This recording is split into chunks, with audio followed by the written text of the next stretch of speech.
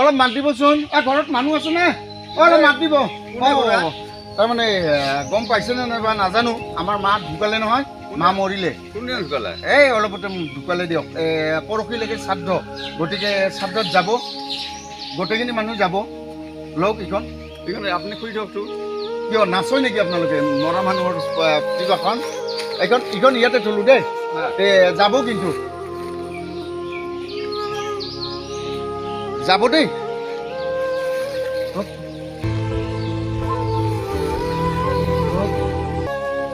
কি কৰিলে হে আপুনি? এইখন কিয় ফাৰিলে? আমাৰ ঘৰৰ ভিতৰত নোসোমাই না। এইবিলাক নোসোমাই নেকি? নোসোমাই, এইবিলাক নাপায় না। দে হ'ব দিয়ক, হ'ব দিয়ক, ধন্যবাদ। কিন্তু শ্ৰাদ্ধত যাব, তাৰিখটোতো মনত থাকিব? ঠিক আছে। একেদৰে এওঁলোকৰ ঘৰতো এনেকুৱাকৈ আদ্য শ্ৰাদ্ধৰ নিমন্ত্ৰণী পত্ৰখন ইয়াত আঁৰি থোৱা দেখিবলৈ পাইছোঁ। ইয়াত বিজ্ঞানসন্মত নে অবৈজ্ঞানিক দৃষ্টিভংগী?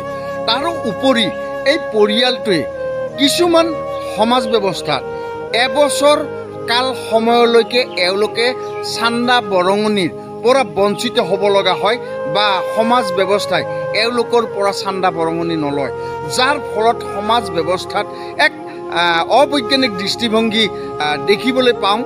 ধৰক আপোনাৰ এই আদ্য শ্ৰাদ্ধ উপলক্ষে যিখিনি এই আপোনাৰ নিমন্ত্ৰণী পত্ৰখন যেনেকৈ বাহিৰত ৰাখে, কোনোবাই ফালি পেলায়, এই বস্তুটো বা এই যিটো ধৰি লোৱা কৰ্ম কৰি, এই কৰ্মটোত আপুনি একমত নে? এইবিলাক অন্ধবিশ্বাস। হয়। মানে মানুহৰ চিঠিখনত কিবা বীজাণু থাকে নেকি? হয়। মানুহৰ সমাজৰ অন্ধবিশ্বাস। হয়। কাৰণ যিহেতুকে ডাঙৰ মানুহ মৰিলে আমি তেওঁৰ আত্মজীৱনী দুদিন পিছতে ঘৰলৈ আনি কৰি থাকোঁ। তেওঁৰ ফটোত আমি পুষ্পাঞ্জলি দিওঁ, ফুলৰ মালা লগাওঁ। আমি এই আদ্য শ্ৰাদ্ধ চিঠিখন ফাৰিব নালাগে।